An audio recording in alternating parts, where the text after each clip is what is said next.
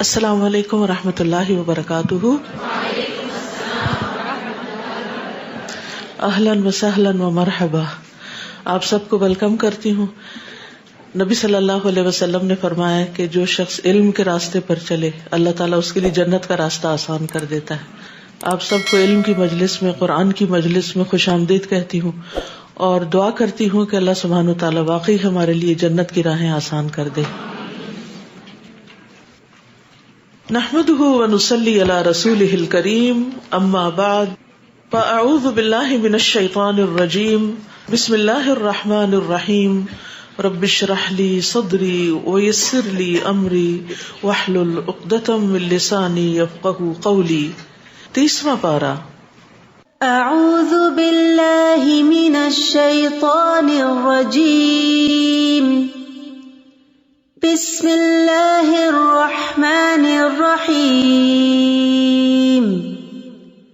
عم يتساءلون عن النبأ العظیم الذی هم فیہ مختلفون کلا سیعلمون ثم کلا سیعلمون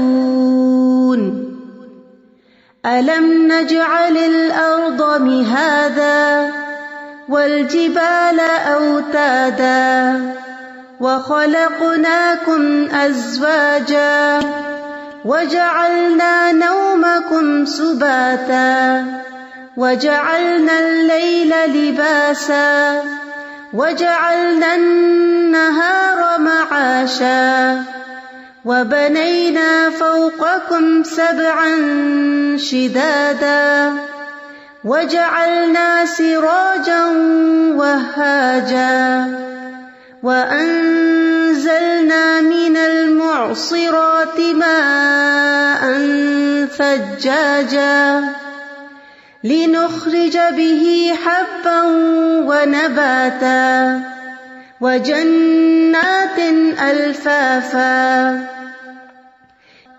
شروع کرتی ہوں اللہ کے نام سے جو بے انتہا مہربان نہایت رحم فرمانے والا ہے. عم یتساءلون، کس چیز کے متعلق وہ آپس میں سوال کر رہے ہیں. عن النبأ العظیم، اس بڑی خبر کے متعلق.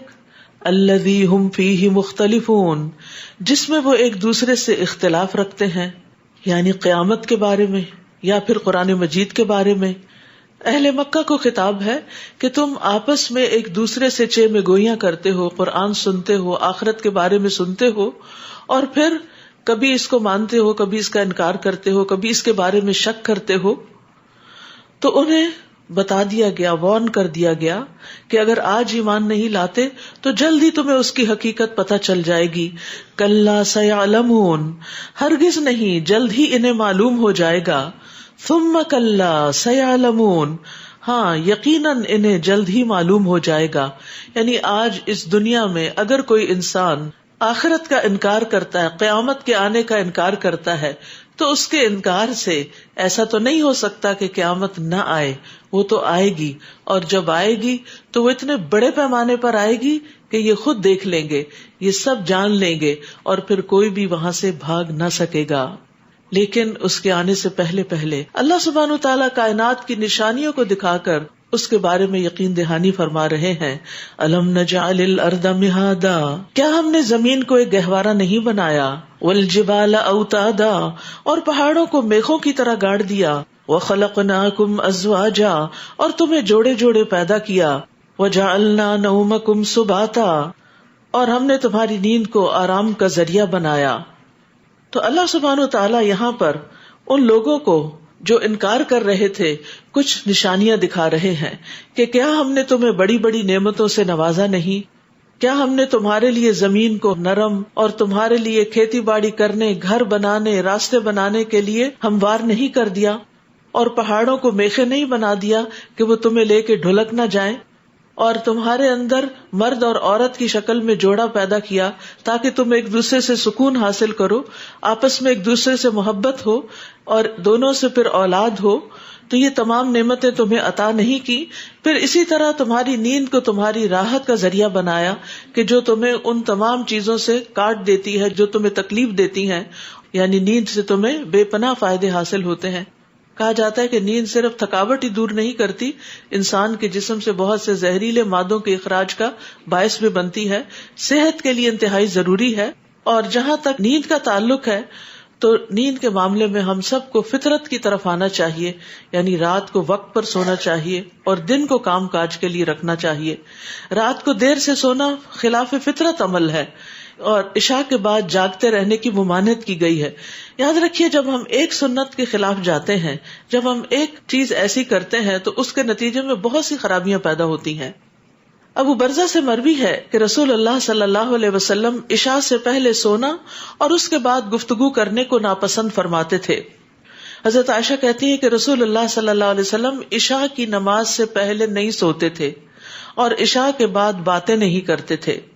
اور عشاء کے بعد خاص طور پر لغویات میں مشغول ہونا، بیکار کے کام کرنا، ادھر ادھر گپ شپ لگانا، فون پر باتیں کرتے رہنا، ان تمام چیزوں سے پرہیز کرنا چاہیے. حضرت عمر بن خطاب ان لوگوں کو اس حرکت پہ مارتے تھے اور کہتے تھے تم رات کے اول حصے میں گپے مارتے اور آخری حصے میں سوتے ہو، جبکہ مومن کی شان کیا ہے کہ وہ رات کے آخری حصے میں جاگتا ہے اور اللہ سبحانہ تعالیٰ کی عبادت کرتا ہے.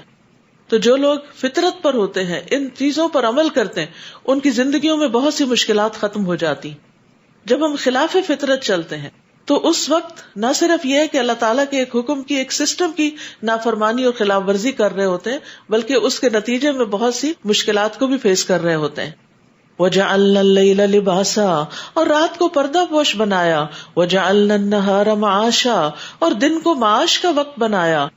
اور پھر قریب کی نشانیوں کے بعد اوپر کی نشانیوں کی طرف متوجہ کیا گیا کہ جو ہر انسان کو نظر آتی ہیں. وَبَنَيْنَا فَوْقَكُمْ سَبْعًا شِدَادًا، اور تمہارے اوپر 7 مضبوط بنا دیے یعنی آسمان. وَجَعَلْنَا سِرَاجًا وَهَاجًا، اور ایک بھڑکتا ہوا چراغ بنایا.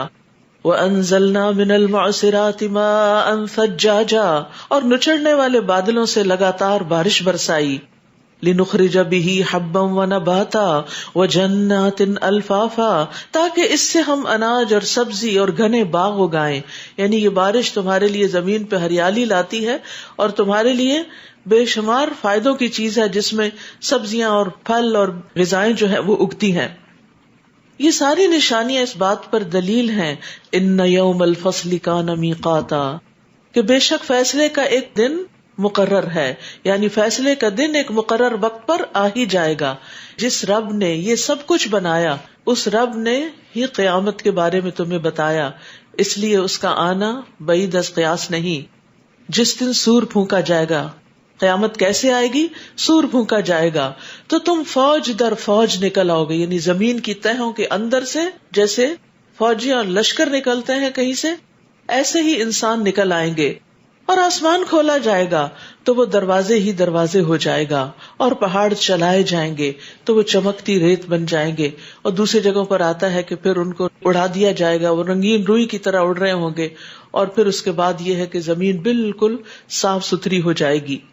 ان جہنم کانت مرصادا للطاغین مآبا، جہنم یقیناً ایک گھات ہے جو سرکشوں کا ٹھکانہ ہے، جس میں وہ مدتوں پڑے رہیں گے. نہ وہ اس میں ٹھنڈک کا مزہ چکھیں گے اور نہ کسی مشروب کا. الا حمیما وغساقا، بس ان کے لیے گرم پانی اور بہتی پیپ ہوگی. یہ بدلہ ہے ان کے عملوں کے موافق، وہ حساب کی تو امید ہی نہیں رکھتے تھے. انہم کانوا لا یرجون حسابا وکذبوا بآیاتنا کذابا، اور ہمہ وقت ہماری آیات کو جھٹلایا کرتے تھے اور ہم نے یہ ساری چیزیں ایک کتاب میں محفوظ کر رکھی تھیں. اور انہیں کہا جائے گا اب مزہ چکھو، ہم تمہارے لیے عذاب کے سوا کسی چیز میں اضافہ نہ کریں گے. جہنم کی آگ دنیا کی آگ سے 69 درجے 69 ٹائمز زیادہ ہاٹ ہے، گرم ہے. لیکن اس کے ساتھ ساتھ یہ کہ اس کی گرمی میں کمی نہیں ہوگی. دنیا میں جب کوئی آگ بھڑکائی جاتی ہے تو تھوڑی دیر کے بعد شعلے بیٹھنے لگتے ہیں، ٹھنڈے ہونے لگتے ہیں. آگ کے اندر اگرچہ وہ تیزی ہوتی ہے لیکن وہ تیزی کم ہو جاتی ہے. لیکن جہنم کے اندر کی جو آگ ہے اس کی تیزی کم نہیں ہوگی، بڑھتی چلی جائے گی. فذوقوا فلن نزیدکم الا عذابا. اب مزہ چکھو اس دن کے انکار کا اور غلط کام کرنے کا کہ ہم تمہارے لیے عذاب کے سوا کسی چیز میں اضافہ نہیں کریں گے. یعنی بڑھے گا یا زیادہ ملے گا تو عذاب بھی ملے گا. اس کے برعکس تقوی والے، ان للمتقین مفازا، پرہیزگاروں کے لیے، تقوی والوں کے لیے یقیناً کامیابی کا ایک مقام ہے. باغات اور انگور، نوجوان اور ہم عمر عورتیں اور چھلکتے ہوئے جام. وہاں نہ کوئی بےہودہ بات وہ سنیں گے اور نہ جھوٹ. یعنی جنت لغو اور بے فائدہ باتوں سے پاک ہے. یعنی اس میں کوئی گناہ والی بات نہیں ہوگی، کوئی کسی سے جھوٹ نہیں بولے گا، کوئی کسی کو چیٹ نہیں کرے گا، کوئی کسی کے ساتھ زیادتی نہیں کرے گا، بلکہ وہ سلامتی کا گھر ہے اور اس میں موجود ہر چیز نقص سے پاک ہوگی. اور جنتیوں سے کم تکلیف جو ہے اس کی بھی نفی کی گئی ہے. یعنی فزیکل ٹارچر تو کسی صورت میں ہوگا ہی نہیں، کسی بھی شکل میں، کیونکہ پیچھے ہم پڑھ چکے ہیں کہ وہاں کا ٹیمپریچر بھی بہت زبردست ہوگا. نہ سخت سردی ہوگی نہ گرمی ہوگی، بلکہ درمیانہ رہے گا. اسی طرح نہ بہت تیز روشنی ہوگی دھوپ کی اور نہ ہی بالکل بادلوں کا اندھیرا ہوگا، بلکہ درمیانہ درجے کی روشنی ہوگی کہ جو آنکھوں کو بھائے اور سارے مناظر کو خوبصورت بنا دے. کبھی کبھی ایسے بادل ہوتے ہیں کہ زمین پر ایک عجب سی روشنی ہوتی کہ سبز رنگ بھی بکھر جاتا ہے اور باقی رنگ بھی تیز ہو جاتے ہیں اور ایک آنکھوں کو بھانے والا منظر ہوتا ہے. تو وہاں کی ہر چیز ہی بہترین ہوگی. یعنی کوئی ادنا درجے کی بھی تکلیف نہیں ہوگی، حتیٰ کہ کوئی کسی کی بات سے ہرٹ نہیں ہوگا. یعنی کسی کو کسی کی کوئی بات بری ہی نہیں لگے گی. تو آپ دیکھیے کہ دنیا میں ایسا موقع نہیں آتا، شادی کا موقع ہو، غمی کا موقع ہو، کوئی فنکشن ہو، کوئی بڑی گیدرنگ ہو، تو کسی نہ کسی کی کوئی بات بری لگ جاتی، چاہے وہ صحیح کیوں نہ ہو. لیکن وہاں پر کسی کو کسی کی کوئی بات بھی بری نہیں لگے گی، صرف سلامتی کی باتیں ہی ہوں گی. لا يسمعون فيها لغوا ولا تأثیما الا قیلا سلاما سلاما. سلامتی ہی سلامتی، امن ہی امن. جزاء من ربک عطاء حسابا. یہ آپ کے رب کی طرف سے بدلہ ہے جو اپنے اپنے اعمال کے حساب سے ملے گا. جنت میں مختلف درجات ہیں اور ہر ایک کا درجہ اس کے عمل کے مطابق ہوگا. تو یہ رب کی طرف سے ہوگا جو آسمانوں، زمین اور جو کچھ ان کے درمیان ہے، سب چیزوں کا مالک ہے، بڑا مہربان ہے. اس دن اس سے کوئی بات تک نہ کر سکے گا جس دن جبریل اور باقی سب فرشتے صف بستہ کھڑے ہوں گے، لائنز کے اندر پورے ڈسپلن کے ساتھ. رحمان سے بس وہی بات کر سکے گا جسے رحمان خود اجازت دے اور جو درست بات کہے. یعنی ایسا نہیں کہ ہر ایک اٹھ کے کوئی سفارش کر لے گا، یہ اللہ تعالیٰ کے اذن سے ہوگا. یہ وہ دن ہے جو ایک حقیقت ہے. ذالک الیوم الحق، یہ دن سچا دن ہے، یہ ہو کر رہے گا، یہ ہم سب کو دیکھنا ہوگا. اب جو شخص چاہے اپنے رب کی طرف واپس جانے کی راہ اختیار کر لے. ہم نے تمہیں اس عذاب سے ڈرایا ہے جو قریب آ پہنچا ہے. اس دن آدمی وہ سب کچھ دیکھ لے گا جو اس کے ہاتھوں نے آگے بھیجا ہے. انسان اپنے سارے اعمال کو سامنے پائے گا، سب کچھ نظر آئے گا. ایک چھوٹی سی بات پر اگر ہم نے اپنے ماتھے پہ بل بھی ڈالے تو وہ بھی ہمیں نظر آ جائیں گے کہ ہم نے کس موقع پر کس طرح ریئیکٹ کیا.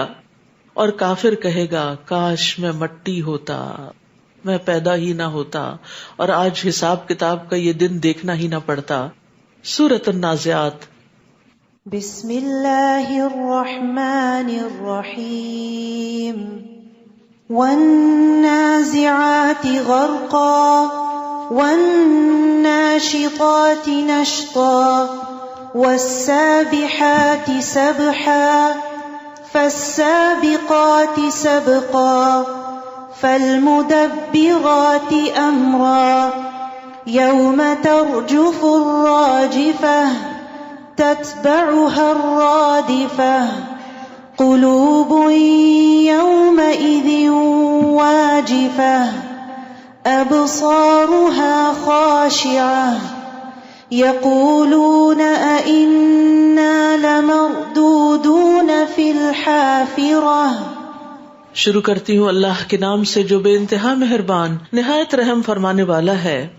قسم ہے ان فرشتوں کی جو جسم میں غرق ہو کر ڈوب کر جان کھینچ لیتے ہیں. موت کے وقت کا منظر ہے کہ کس طرح فرشتے جسم کے اندر داخل ہو کر روح کو نکالتے ہیں. اور نزع کا مطلب ہوتا ہے سختی سے کھینچنا، یعنی جان جو ہے جیسے وہ چھپتی پھر رہی ہو تو وہ اسے چھوڑیں گے نہیں، اسے سختی سے کھینچ لیں گے. والناشطات نشطا، اور قسم ہے ان کی جو بند کھولنے والے ہیں، یعنی ہر طرح کی رکاوٹوں کو اندر سے دور کر لیں گے.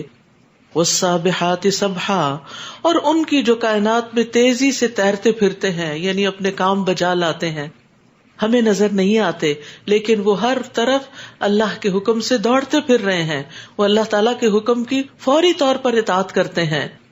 فالسابقات سبقا، پھر دوڑ کر ایک دوسرے سے آگے نکل جانے والوں کی، یعنی فرشتے جو ہیں وہ اللہ تعالیٰ کا حکم بجا لانے میں ایک دوسرے سے آگے نکلتے ہیں.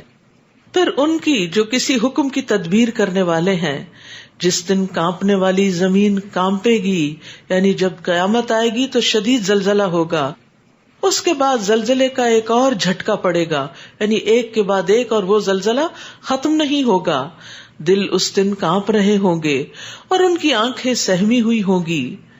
وہ کفار مکہ کہتے ہیں کیا ہم پہلی حالت میں لوٹائے جائیں گے، یعنی مرنے کے بعد پھر دوبارہ پیدا کر دیے جائیں گے جبکہ ہم بوسیدہ ہڈیاں بن چکے ہوں گے. کہتے ہیں یہ واپسی تو بڑے گھاٹے کی بات ہوگی، وہ بس ایک گرجدار آواز ہی ہوگی. پھر وہ یکدم ایک میدان میں آ موجود ہوں گے، یہ میدان حشر ہوگا. هل اتاک حدیث موسیٰ، کیا آپ کو موسیٰ کی خبر پہنچی علیہ السلام، جب دعا کی مقدس وادی میں انہیں ان کے رب نے پکارا تھا کہ فرعون کے پاس جاؤ، وہ سرکش ہو گیا ہے. پھر اسے کہو کیا تیرے لیے ممکن ہے کہ پاکیزگی اختیار کرے. هل لک الی ان تزکا، تزکیہ کر لے، اپنی بری چیزوں سے اپنے ظاہر اور باطن کو پاک کر لے، اور میں تجھے تیرے رب کی راہ دکھاؤں تو ڈر جائے، یعنی اللہ کی عظمت تیرے دل میں آ جائے. چنانچہ موسیٰ نے اسے بڑی نشانی دکھائی، بہت بڑی، مگر اس نے اسے جھٹلا دیا اور بات نہ مانی. پھر واپس لوٹ گیا اور تدبیریں کرنے لگا، چالیں چلنے لگا. اس نے لوگوں کو اکٹھا کیا اور پکار کر کہنے لگا انا ربکم الاعلی، میں ہی تمہارا سب سے بڑا رب ہوں. یہ موسیٰ جس رب کی طرف بلا رہے وہ نہیں، میں رب ہوں، یعنی گویا اس نے اللہ کے ساتھ اپنے آپ کو شریک کیا. ایک تو ہوتا ہے نا دوسروں کو شریک کرنا، اور ایک یہ کہ خود کو شریک کر لیا، بلکہ اس کے بدلے میں اپنے آپ کو رب بنا کر پیش کیا. تو اس سے فرعون کے تکبر کا اندازہ لگائیے. نتیجہ کیا ہوا اس تکبر کا؟ کیا واقعی اس کے نفس نے اس کو جو دھوکہ دیا تھا، اپنے آپ کو بڑی چیز سمجھا تو ویسے ہی تھا؟ نہیں. چنانچہ اللہ نے اسے آخرت اور دنیا کے عذاب میں پکڑ لیا.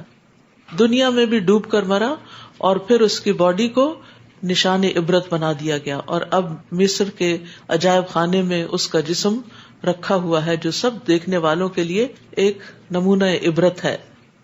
ان فی ذلک لعبرۃ لمن یخشی، اس واقعے میں سامان عبرت ہے اس شخص کے لیے جو اللہ کی گرفت سے ڈرتا ہے، کہ تکبر سے انسان کی دنیا میں بھی اور آخرت میں بھی شامت ہی شامت ہے.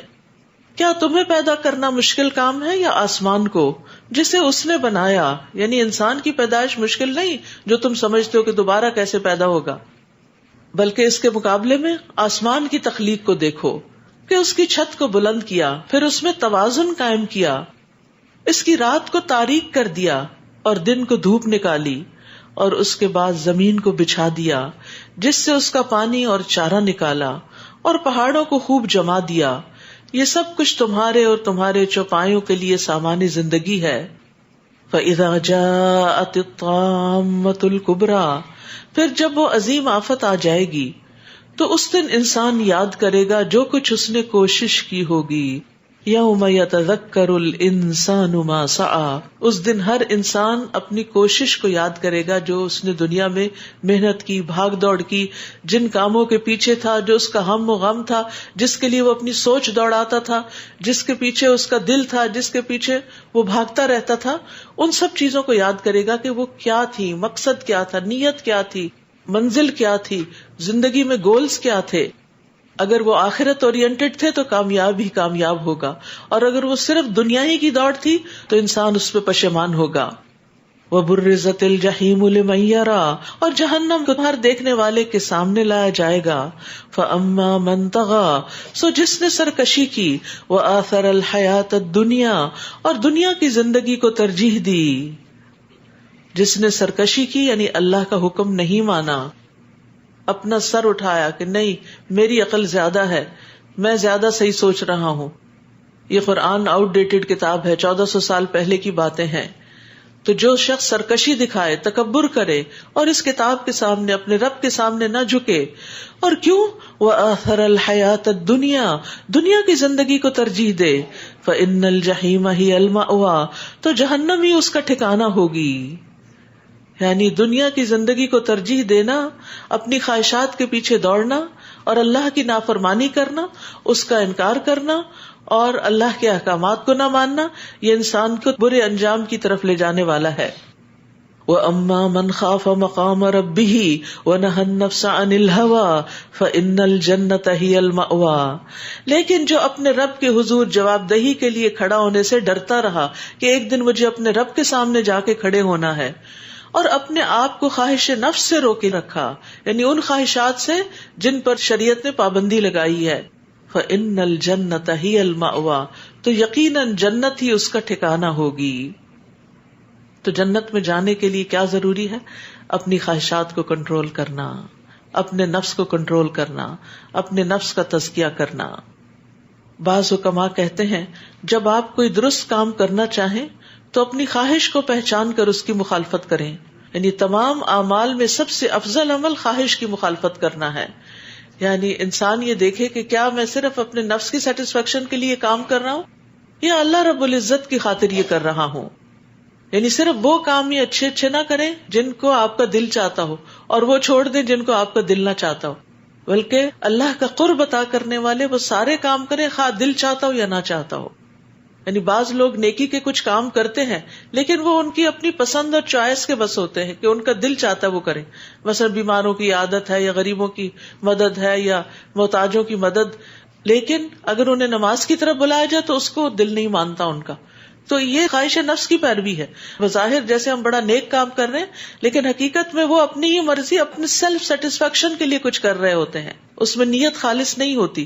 تو اللہ کو جو چیز پسند ہے وہ یہ کہ ہر کام اس کی رضا کے لیے کیا جائے، کیونکہ سب نعمتیں اسی کی دی ہوئی ہیں. اور کیوں اس کی رضا کے لیے کیا جائے اور کیوں یہ مطالبہ کرتا ہے؟ کیونکہ اسی سے انسان کا خالص ہونا ثابت ہوتا ہے. یسألونک عن الساعۃ ایان مرساها، یہ لوگ آپ سے قیامت کے متعلق پوچھتے ہیں کہ وہ کب قائم ہوگی. آپ کو اس کے ذکر سے کیا واسطہ؟ اس کا علم تو آپ کے رب پر ختم ہوتا ہے. آپ تو صرف ایک ڈرانے والے ہیں اس شخص کو جو اس سے ڈر جائے.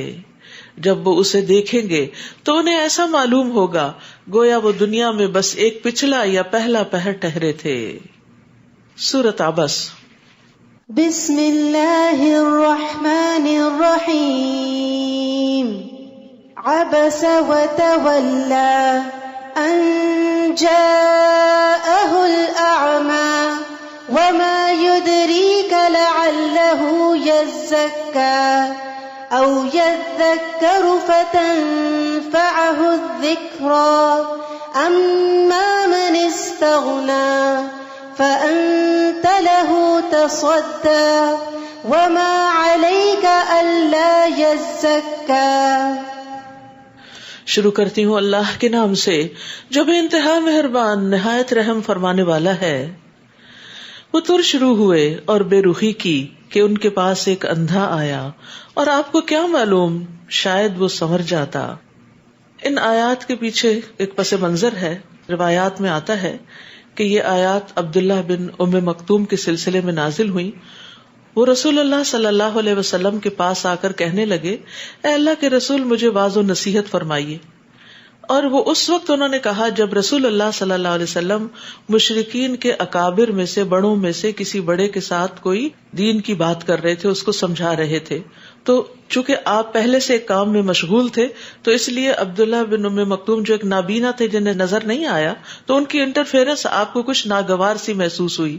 تو آپ نے تھوڑا سا ان سے اعراض کیا، یعنی تھوڑا ان کو جواب نہیں دیا، اور اس مشرک کی طرف توجہ کرتے رہے اور اس سے کہتے رہے کہ جو تمہیں میں کہہ رہا ہوں کہ کیا تم اس میں کوئی حرج پا رہے ہو؟ وہ کہتا نہیں. تو آپ کو امید تھی کہ شاید یہ مسلمان ہو جائے، لیکن اس کے باوجود چونکہ اللہ سبحانہ تعالیٰ نے آپ کو اخلاق کی بلندیوں پر فائز کیا ہے، تو اس لیے آپ کو اللہ سبحانہ تعالیٰ نے فوراً فرمایا کہ نہیں. ایک نابینا شخص جو نصیحت قبول کرتا ہے اور جو کچھ سیکھنے کے لیے آیا ہے، اللہ کی نگاہ میں وہ کہیں زیادہ قیمتی ہے اس بڑے انسان سے کہ جو حجتیں کرتا ہے اور صحیح طور پر ماننے کو تیار نہیں ہے. تو اس سے یہ پتا چلتا ہے کہ اللہ کی نگاہ میں ایک انتہائی معمولی انسان جس کو دنیا میں کچھ بہت امپورٹنس نہیں دی جاتی، اللہ کے بہت عظیم ہو سکتا ہے، اس کے درجات بہت بلند ہو سکتے ہیں اگر اس کے اندر ایمان ہے، اگر اس کے اندر اخلاص ہے، اور اگر وہ دین سیکھنے کا شوق رکھتا ہے بنسبت اس شخص کے کہ جو دنیاوی اعتبار سے بہت انفلوئنشل ہے، بڑا مقام رکھتا ہے، لیکن دین کی طرف آنے سے کتراتا ہے. تو بظاہر یوں لگتا ہے کہ یہ شخص زیادہ فائدہ دے گا، لیکن اللہ کے نزدیک یہ کمزور انسان زیادہ قوی ہے اور زیادہ عزت والا ہے. تو اس سے ہمیں اندازہ کر لینا چاہیے کہ جن چیزوں کے پیچھے ہم دوڑ رہے ہیں وہ اللہ کے ہاں بڑا مقام دلانے والی نہیں. اللہ کے ہاں بڑا مقام اسی کا ہے جو اس کی طرف دوڑتا ہے. تو ہم سب کو دیکھنا چاہیے کہ ہماری دوڑ کس چیز کی طرف ہے، اللہ کی طرف، اللہ کی کتاب کی طرف، اللہ کے دین کی طرف، اس کے سیکھنے سکھانے کی طرف، یا صرف دنیا کی طرف یا دنیا کی خواہشات پوری کرنے کی طرف کہ جن کو اپنا کر ہم بعضوں کا سمجھتے ہیں کہ ہماری بہت شان و شوکت ہو جائے گی. تو اصل مقام اسی کا ہے جس کا مقام رب کائنات کی نگاہ میں بڑا ہو. ہمیں اپنا مقام وہیں تلاش کرنا چاہیے. او یذکر فتنفعہ الذکریٰ، اور نصیحت قبول کرتا تو نصیحت اسے فائدہ دیتی، مگر جو شخص بے پرواہی کرتا ہے تو آپ اس کی ہدایت کے لیے اس کے پیچھے پڑے ہیں. حالانکہ اگر وہ نہیں سنورتا تو آپ پر کوئی ذمہ داری نہیں، مگر جو شخص کوشش کر کے آپ کے پاس آئے، کیونکہ کسی نابینا کا آنا آسان کام نہیں، اور وہ ڈرتا ہے، اس کے دل میں اللہ کا ڈر ہے، تو آپ اس سے غفلت برتتے ہیں. ایسا ہرگز نہیں کرنا چاہیے. یہ قرآن تو ایک نصیحت ہے، جو چاہے اسے یاد رکھے. کلا انہا تذکرہ فمن شاء ذکرہ فی صحف مکرمہ. یہ قرآن قابل احترام صحیفوں میں درج ہے جو بلند مقام پر رکھے ہیں اور پاکیزہ ہیں، ان کاتبوں کے ہاتھ میں رہتے ہیں جو بڑے بزرگ اور نیکوکار ہیں. اس سے یہ پتہ چلتا ہے کہ یہ کتاب کوئی معمولی کتاب نہیں، اللہ کے ہاں اس کا بہت بڑا مقام اور مرتبہ ہے، اور اس کے ہر سٹیپ پر اس کو عزت اور فضیلت بخشی گئی ہے. اور جو شخص اس کتاب کو اہمیت دے گا، اس کو عزت بخشے گا، اللہ تعالیٰ اس کو بھی عزت بخشے گا. تو قرآن کا جو ماہر ہے وہ بھی معزز فرشتوں کے ساتھ ہوگا، لیکن جو اٹک اٹک کر پڑھتا ہے، اس کو پڑھنے میں دشواری پیش آتی ہے، تو اس کے لیے بھی دگنا اجر ہے. یعنی کوئی بھی شخص جو اس کتاب کی طرف آتا ہے وہ خیر پائے بغیر واپس نہیں جائے گا. قتل الانسان ما اکفرا، مارا جائے انسان وہ کیسا منکر حق ہے. اللہ نے اسے کس چیز سے پیدا کیا؟ نطفہ سے. اللہ نے اسے پیدا کیا، پھر اس کی تقدیر مقرر کی، پھر اس کے لیے راستہ آسان کر دیا، پھر اسے موت دی، پھر اسے قبر میں رکھا، پھر جب چاہے گا دوبارہ اٹھا کھڑا کرے گا. یعنی قبر اینڈ آف لائف نہیں ہے، اس کے بعد دوبارہ جی اٹھنا ہے. کلا لما یقض ما امرا، ہرگز نہیں، جس بات کا اسے حکم دیا گیا تھا وہ فرض اس نے قطعاً پورا نہیں کیا. انسان کو چاہیے کہ وہ اپنے کھانے کی طرف دیکھے.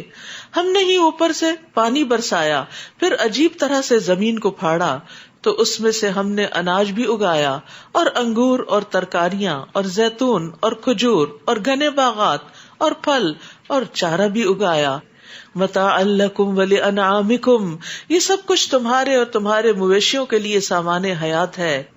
فَإِذَا جَاءَتِ الصَّاخَّةُ، پھر جب کانوں کو بہرا کر دینے والی آ پہنچے گی، یعنی قیامت، جس دن کان سور کے پھونکنے کی وجہ سے، اس چیخ کی وجہ سے بہرے ہو رہے ہوں گے، مر جائیں گے، بے ہوش ہو جائیں گے لوگ. تو اس دن آدمی اپنے بھائی سے بھاگے گا، اس دن کوئی کسی کو نہیں پوچھے گا، یہ سارے رشتے ختم ہو جائیں گے. فلا انساب بینہم یومئذ ولا یتساءلون، اس دن نہ رشتے کام آئیں گے اور نہ کوئی کسی کا حال پوچھے گا. اس دن انسان بھاگے گا. یوم یفر المرء من اخیہ، اپنے ہی بھائی سے اور اپنی ماں سے. حالانکہ دنیا میں جب تکلیف ہوتی ہے تو انسان ماں کی طرف دوڑتا ہے، لیکن اس دن ماں سے بھی کرنی کترائے گا، اور اپنے باپ سے اور اپنی بیوی اور اپنے بیٹوں سے بھی بھاگے گا کہ کوئی مجھ سے کچھ فیور نہ مانگے۔ اس دن ہر شخص کی ایسی حالت ہوگی جو اسے دوسروں سے بے پرواہ بنا دے گی۔ رسول اللہ صلی اللہ علیہ وسلم نے فرمایا، قیامت کے دن لوگوں کو اٹھایا جائے گا تو وہ ننگے بدن، ننگے پاؤں، بغیر ختنے کے ہوں گے، بغیر لباس کے ہوں گے۔ یعنی یہ حدیث یہاں نہیں، دوسری حدیث میں آتا کہ بغیر لباس کے ہوں۔ ان کا پسینہ ان کو لگام ڈالے گا اور وہ ان کے کانوں کی لو تک پہنچ جائے گا۔ سودا رضی اللہ عنہ کہتی ہے، میں نے کہا اللہ کے رسول، ہائے شرمگاہیں نظر نہیں آئے گی اور لوگ ایک دوسرے کو دیکھیں گے؟ آپ نے فرمایا ایسا کرنے سے لوگ مشغول ہوں گے، یعنی ہر ایک کو اپنی ایسی پڑی ہوگی کہ اس کو کسی کی طرف دیکھنے کا ہوش نہیں ہوگا، کوئی کسی کو نہیں دیکھے گا۔ پھر آپ نے یہی آیت تلاوت فرمائی، لیکن کچھ لوگ اس دن بڑے خوش ہوں گے۔ وجوہ یومئذ مسفرہ ضاحکۃ مستبشرہ، اس دن کچھ چہرے چمک دمک رہے ہوں گے، ہنستے ہوئے خوش و خرم، اور کچھ چہروں پر اس دن گرد پڑ رہی ہوگی اور سیاہی چھا رہی ہوگی۔ یہ وہ لوگ ہوں گے جو کافر اور فاجر ہیں، یعنی کافر بھی اور جو لوگ بد اعمال ہیں، فجارہ، فاجر و فاسق، وہ بھی، ان کا بھی یہی انجام ہوگا۔